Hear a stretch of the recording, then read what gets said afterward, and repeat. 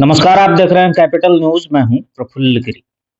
Jharkhand cabinet में पेशा को मंजूरी मिल गई है और पंचायती राज को अधिकार दिलाने के लिए जो झारखंड में लड़ाई चल रही थी, उसके जो प्रणेता थे, सड़क सुरक्षा परिषद के अ, सदस्य भी हैं और पलामू के वरिष्ठ लीडर रविंद्र तिवारी जी, हम आज फिर मुलाकात करने आए हैं और इस पेशा की मंजूरी पर हम आपसे बातचीत करेंगे। स्वागत है आपका कैपिटल न्यूज़ जी, पर। नमस्कार आपका लेकिन बहुत-बहुत उससे धन्यवाद। पहले एक और गंभीर विषय, आप ज़्यादातर दिल्ली प्रवास पर होते हैं और राज्यों में घूमते रहते हैं और दिल्ली में जो आपकी पहचान है वो एक आपके समाज के नेता के रूप में है, ब्राह्मण समाज के नेता के रूप में। लेकिन पिछले दिनों जिस तरीके से लगातार बैठकें हो रही थी अलग-अलग समाज के लोगों की, और ठीक जिस दिन ब्राह्मण समाज की बैठक थी और यूपी के जो बीजेपी के अध्यक्ष हैं, प्रदेश अध्यक्ष पंकज चौधरी जी का बयान आना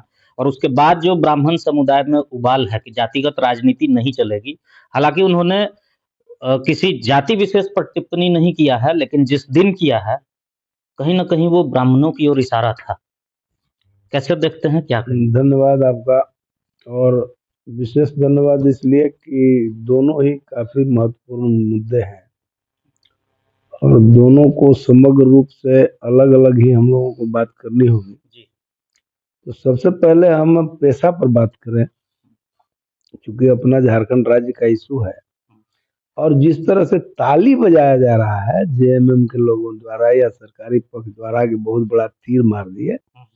तो आपके माध्यम से मैं बताऊं कि 96 में पेशा कानून भारत का संसद ने पारित किया और अभी तक जितने भी ट्राइबल डिस्ट्रिक्ट आने वाले राज्य हैं, महाराष्ट्र है, उड़ीसा है, असम है, बंगाल तक है, इन सारे राज्यों में बहुत पहले ही पेशा कानून लागू हो चुका है और दुर्भाग्य से ही झारखंड जो कि विशुद्ध ट्राइबल स्टेट है, छत्तीसगढ़ में भी बहुत पहले हो गया है।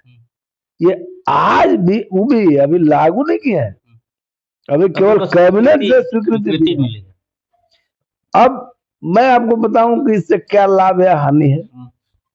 तो पेशा कानून जो लाना पड़ा वह इसलिए लाना पड़ा कि 73वां और 74वां संविधान संशोधन से जब पंचायती राज अधिकार कानून लागू हुआ तो कुछ पौष पुत्र जो नीचे के स्वशासन को आने नहीं देना चाहते थे या कहिए कि सत्ता के पोषित जो दल्ले होते हैं, उन लोगों ने विरोध शुरू किया।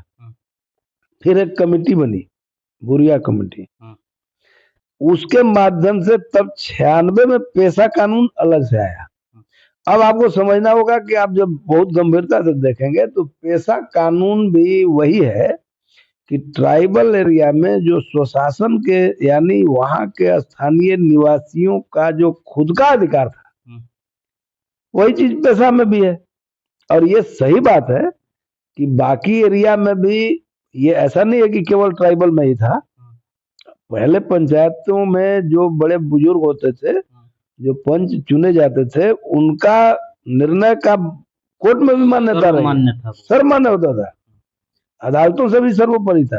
तो कोई नई या नया ताकत दे दिए हैं या कुछ कर दिया है, ऐसा कुछ नहीं है।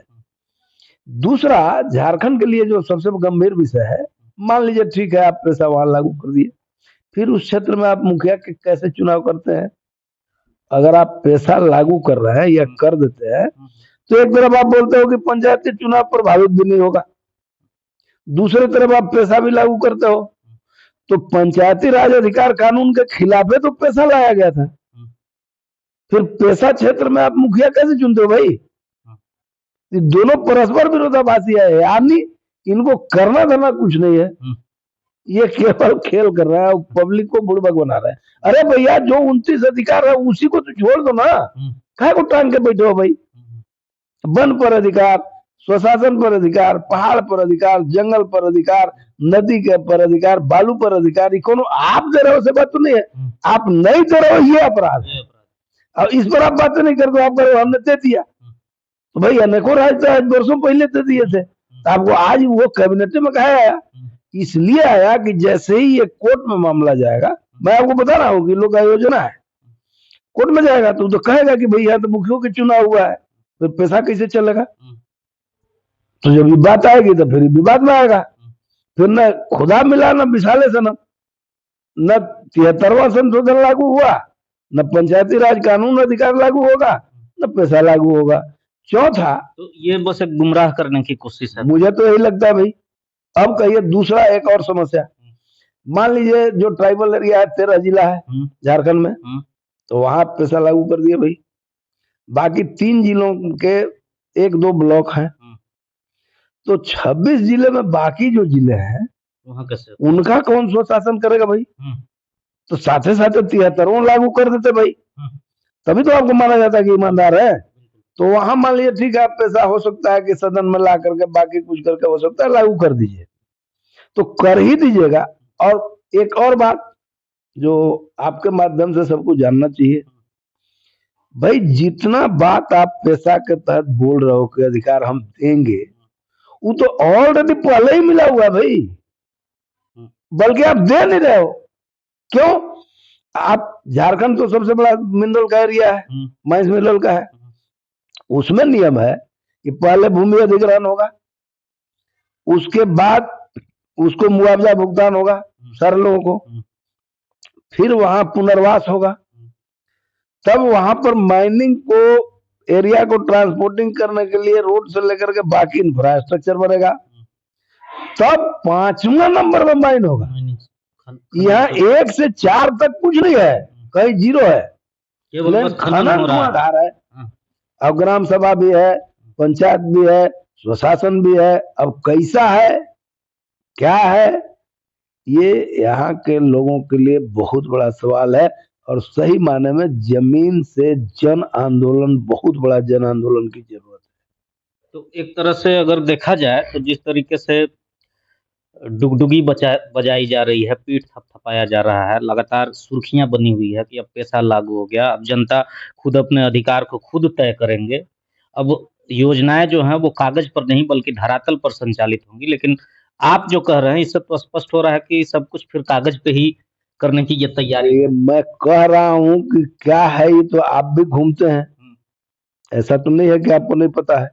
मैं जो भी कह रहा हूँ कोई नई बात तो नहीं कर रहा हूँ, या आसमान से उठाकर तो नहीं बोल रहा हूँ, मैं तो बोल रहा हूँ। और आप लोगों को पूछना चाहिए उन लोग से, जो बात मैं बोल रहा हूँ पूछिए कि भाई मान लो पैसा आज क्यों सपना टूटा आपको बाबा, 1996 में ही लागू हुआ है संसद से, तो राज्यों को तुरंत लागू करना था, सारे राज्य लागू कर दिए भाई बस। हालांकि इसमें केवल एक इन्हीं का दोष है, ऐसा नहीं है, अधिक दिन तक हमारा भाजपा भी शासन में रही, लेकिन उसमें भी नहीं की। तो यानी इस मामले पर जहां अब क्यों नहीं करते हैं लोग, अब मान लीजिए ये अधिकार हो जाएगा तो बेचारे विधायक सांसद का दिक्कत हो जाएगा, तो उन्हें चाहते हैं कि हमारा जमीन पर जाए। हालांकि वो अपने नौकर बने हुए हैं बेचारे, उन लोगों के पास अब क्या बचा हुआ है सबको पता है, लेकिन जो है उसी में जो है तो इसको नहीं आने देना चाहते। अब जो ऊपर बैठा हुआ है उसको लगता है कि परमानेंट हम ही साथ रह जाएंगे, इसलिए सब के सब अपने ही कब्जा में रखना चाहता है। यानी कि हर हाल में जनता को अपना अधिकार, आपको ध्यान होगा मैं सम्मेलन में भी ये बात बोला था कि आपको मिलने जुलने वाला ऐसे नहीं है, कागज में भी करेगा तब वो इतना तरह का पेच लगा देगा कि आपको सपने देखते रहिएगा। आपको लागू करने के लिए अपने से अपना आम सभा करके, अपने से निर्णय करके खुद उस पर चढ़ जाइए कि भैया ये हमारा है, हम यूज करेंगे, तुम अपना जाओ देखो जहां लड़ना है लड़ो। नहीं तो ऐसे कोई चाहेगा कि लोग देने वाले हैं तो देने होने वाले नहीं है। अच्छा, जो मेरा एक और प्रश्न था, आपने भाजपा पर भी सवाल उठाया कि झारखंड में शासन रहा है लेकिन उस वक्त उन्होंने भी इसे नियमावली में नहीं लाया और लागू नहीं किया। लेकिन अभी जो वर्तमान में पूरे देश में विवाद छिड़ा हुआ है पंकज चौधरी जी के बयान को लेकर, बतौर ब्राह्मणों का नेतृत्व करने वाले आप हैं, जाने जाते हैं, आपकी क्या प्रतिक्रिया हो?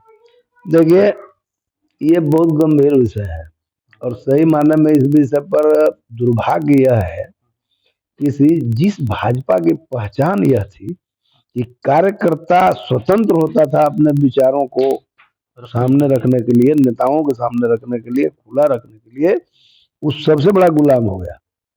ये विषय आने के बाद कई गो ब्राह्मण नेता, क्या भाजपा के ब्राह्मण नेता कोई बयान सुने? किसी का नहीं। अब ये सवाल तो लाजमी है कि भाई चुनाव आप लड़ते हो तो जातीय समीकरण बिठाकर टिकट बांटते हो। आज जातीय समीकरण के चलते ही ब्राह्मणों की संख्या एमपी एमएलए में कितना था वो घटा दिए। क्यों? कि भाई हमको लीडरशिप देना है किसी और को। ब्राह्मण हो क्षत्रिय हो मतलब उच्च जाति के था, उनका अनुपात बहुत नीचे चला गया। क्यों गया भाई? तो कहा तो यही गया कि हम आपका अनुपात के हिसाब से भाई आप ज्यादा लीडरशिप में हो, भले आप योग्य हो, काबिल हो, सक्षम हो, लेकिन हमको चूंकि भेड़ियों का बाजार चलाना है तो हमको उनके हिसाब से चलना होगा। आप करते रहे। उसी तरह से सारे जातीय सम्मेलन होते रहे। भाजपा का खुद जो अपना संगठन है उसमें युवा मोर्चा, किसान मोर्चा के बाद जितने भी मोर्चा है, अनुसूचित जाति मोर्चा, अनुसूचित जनजाति मोर्चा, अल्पसंख्यक मोर्चा, पिछड़ा वर्ग मोर्चा, अनेकों प्रकोष्ठ, ये क्यों रखे हो भाई? दूसरा, हालांकि उन्होंने ब्राह्मण के लिए नाम लेकर नहीं बोला है, लेकिन 23 तारीख को होता है।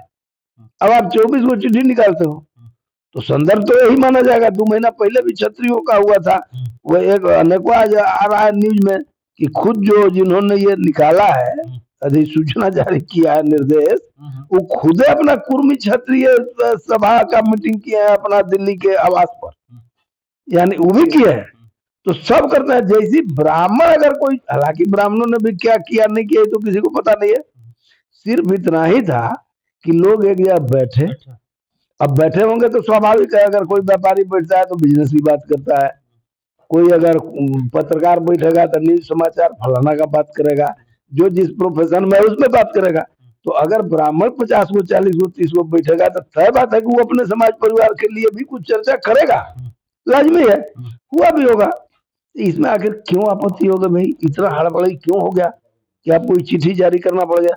अब चिट्ठी जारी करना पड़ गया तो अनेकों जो गठबंधन में रखे हुए हैं, अनेकों दल जो अपना परिवार और जात के अलावा उनके पास तो कुछ नहीं है, काहे को आप सीट देते हो भाई?